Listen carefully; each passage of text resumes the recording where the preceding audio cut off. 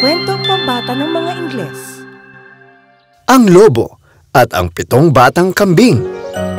Noong unang panahon, malapit sa masukal na kagubatan, may isang bahay kung saan nakatira ang isang kambing kasama ang kanyang 7 anak. Nagpapaligsahan ang mga kambing kung sino ang pinakamalakas sa kanila. Ginaganap ang paligsahan sa gitna ng gubat.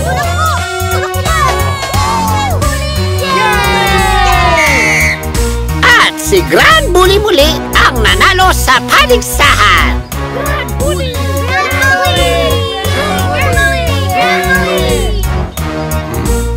At meron pa bang gustong humamon kay Grand Bully? Ito na ang humamon! Ang matapang, malakas, at ang dakilang si Martha!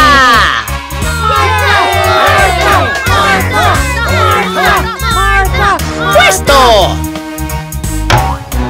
Pwesto! Ready? Get set? And go! At nagsimula na ang laban ng dalawang magkatunggali. Matatalo na ni Grand Bully ang nanay na kambing. Malapit na siyang mapalabas sa ring.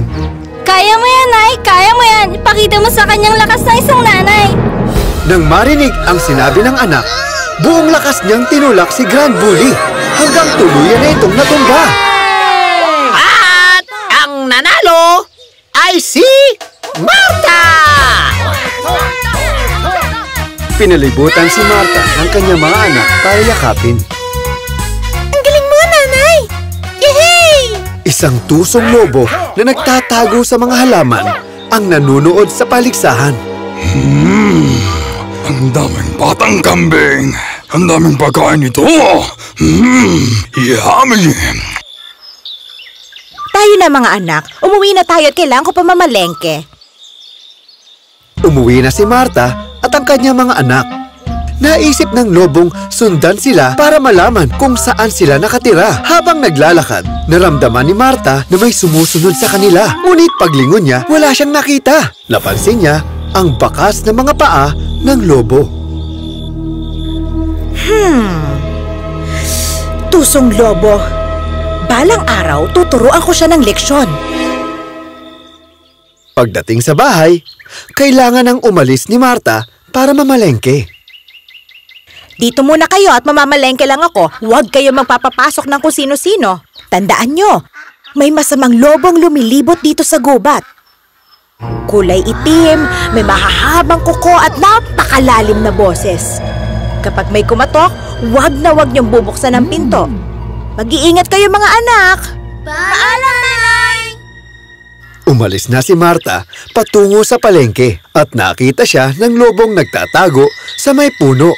Huwag kang mag-alala, Martha. Sige, iwan mo ang mga anak mo para makapaghapunan na ako. Isa-isa ko silang kakainin ng buhay. Direkto sa aking tiyan. Dali-daling nagpunta ang lobo sa bahay ng mga kambing. Para hindi mahalata, nagpanggap siyang si Martha at kunwari nakabalik na galing sa palengke. Andito na o mga anak! Buksan niyo ang pinto! Natigilan ang mga batang kambing pero hindi nila binuksan ang pinto. Mga anak! Ako ito! Marami akong nabili sa palengke! Buksan niyo ang pinto! Nang marinig nila ang malalim na boses, naalala nila ang bili ng kanilang nanay. Kilala ka namin! Ikaw yung tusong lobo! Malumanay at maamo ang boses ng nanay namin! Hindi pangit katulad ng sayo! Kaya umalis ka na! Hindi ka namin papasukin! Galit na kumatok ang lobo sa pinto. Kahit takot na takot, hindi pinapasok ng mga batang kambing ang tusong lobo sa loob ng bahay. May naisip na paraan ang lobo. Pumunta siya sa malapit na panaderya at kumuha ng cake na punong-puno ng icing para mapatamis nito ang boses niya. Kaya ko nang gayahin ang boses ni Inang Kambing. Paulit-ulit ang ensayo ng lobo para gayahin ang boses ni Martha. Andito na ako, mga anak! Agad siyang bumalik sa bahay ng mga batang kambing at kumatok sa pinto. Buksan niyo ang pinto! Nakita ko ang tusong lobong kumakain ng isda doon sa may ilog. Nagkatinginan muli ang magkakapatid pero hindi pa nila binuksan ang pinto. Dali! Buksan niyo ang pinto! Ngayon, nag-aalinlangan ang mga kambing. Kapareho naman ang boses ng nanay nila at bubuksan na sana nila ang pinto. Ngunit, nang sumilip ang pangalawang kapatid na kambing sa ilalim ng pinto, Teka, hindi ikaw ang nanay namin. Wala siyang mahaba at matutulis na kuko. Umalis ka na, tusong lobo! kaya sa kabila ng ginawa ng lobo para makapasok sa bahay ng mga kambing, bigo pa rin siya sa kanyang plano. Naisipan niyang pumasok sa bahay gamit ang bintana na mataas sa kinatatayuan niya. Kaya kumuha siya ng mga bloke ng simento at pinagpatong-patong ang mga ito. Sa wakas, naabot niya ang bintana at pwede na siyang pumasok sa bahay. Hoy! Mga anak ng inutil na kambing! Isa-isa ko na kayong kakainin! Hoy, baliw na lobo! Akala mo sobrang talino mo? Etong bagay sa'yo! Pinagbabato ng mga batang kambing ang tusong lobo sa bintana. Tinamaan siya ng mangkok sa ulo at tuluyang nahulog sa kinatatayuan niya. Wala na siyang maisip na gagawin para makapasok sa bahay ng mga batang kambing. Kaya kumuha siya ng malaking troso at ginamit ito para sirain ang pinto ng bahay. Hindi na ako magpapanggap na nanay niyo! Umalis ka na dito! Sisirain ko ang bahay niyo! At makakain ko na rin kayo! Agad na hinarang ng mga batang kambing ang pintuan ng bahay. At tuluyan na ngang nasira ang troso. Ngunit hindi pa rin nabuksan ang pinto. Nakaisip muli ng ideya ang lobo. Kaya pumunta siya sa gilingan at kumuha ng isang sakong harina. Nilubog niya ang kanyang paa sa harina hanggang sa naging puti ang mga ito. Agad siyang bumalik sa bahay ng mga kambing at kumatok sa pinto. Mga bata! Buksan niyo ang pinto! Nagkatinginan muli ang magkakapatid at wala sa kanilang nabukas ng pinto. Akala niyo siguro ako yung lobo, no? Ako nga ang nanay niyo at may pasalubong ako galing sa palengke. Dali na! Buksan niyo na ang pinto! Tila boses nga iyon ng kanilang nanay. Kaya sumilip ang bunso sa ilalim ng pinto. Puti ang mga paa niya. Si nanay na yan. Buksan niyo ang pinto. At binuksan na nga nila ang pinto para sa kanilang nanay. At laking gulat ng mga batang kambing. Ang malalaki at matatalim na pangil ng lobo ang sumalubong sa kanila. Sa wakas, makakapaghapunan na rin ako. Kakainin ko kayong lahat. Takot na nagsipagtago ang mga batang kambing.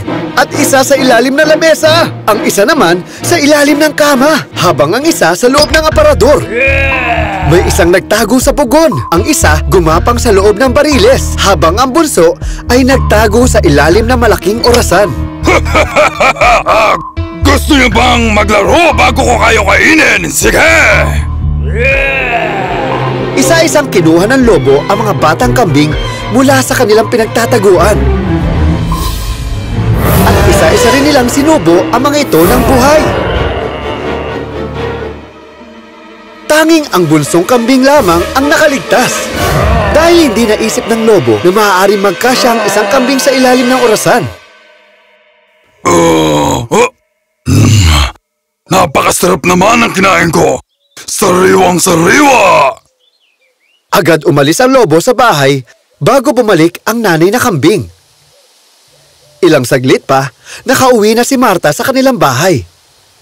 Malayo pa lamang, napansin niyang bukas ang kanilang pinto. Dali-dali siyang pumasok sa bahay. At nangyari nga ang kinatatakutan niya. Sira-sira ang mga gamit.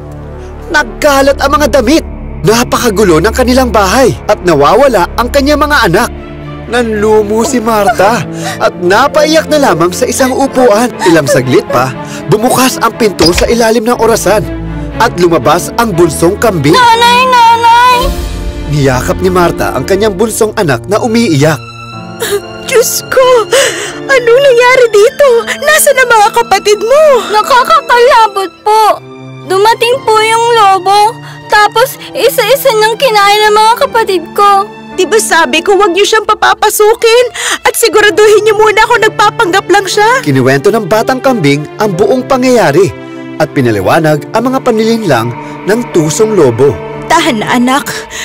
Hayop ka, lobo ka! Kinain mo mga anak ko!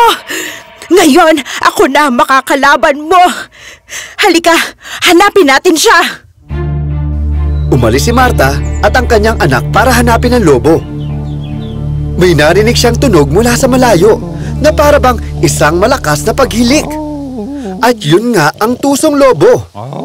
Sa dami ng kanyang kinain, hindi na siya nakalayo at nakatulog na sa ilalim ng puno sa sobrang kabusugan. Biglang may naisip na gawin si Marta. Agad siyang kumuha ng sinulid, karayom at gunting. Gamit ang mga ito, hiniwa niya ang tiyan ng lobo. Gaya ng kanyang inaasahan, buhay pa ang kanyang mga anak sa loob. Napatalon sa tuwa ang bunsong kambing nang makita ang mga kapatid. Anak, huwag ka maingay. Kung hindi magigising ang lobo. At isa-isang nagsilabas ang mga batang kambing mula sa tiyan ng lobo. Bilisan nyo, huwag kayo maingay. Umuwi na tayo bago pa siya magising. Sa wakas, nakalabas ng ligtas ang mga batang kambing. Teka, tatahiin ko lang to. Alam ko na! Kumuha tayo ng mga bato! Kumuha sila ng mga bato at nilagay sa tiyan ng lobo. Bago ito tinahi ni Marta. Nagising din ang lobo at uhaw na uhaw ito. Naramdaman niya ang bigat ng kanyang tiyan. Ang tagal namang matunaw ng mga batang kambing sa tiyan ko. Nauuhaw tuloy ako. Naglakad siya patungo sa ilog. Hirap na hirap siyang itaas ang kanyang mga paa. Sobrang bigat ng tiyan ko. Uhaw na ako. Ngunit pagyuko ng lobo para uminom sa ilog, tuluyan na siyang natumba at nahulog sa tubig. Sinundan siya ni Marta at mga batang kambing sa ilog. Sinubukan ng lobong lumangoy, pero dahil sa bigat ng kanyang tiyan, tuluyan na siyang nalunod. Tuwang-tuwa si na Marta at ang kanyang mga anak. Namatay na ang tusong lobo at umuwi na ang mga batang kambing kasama ang kanilang nanay.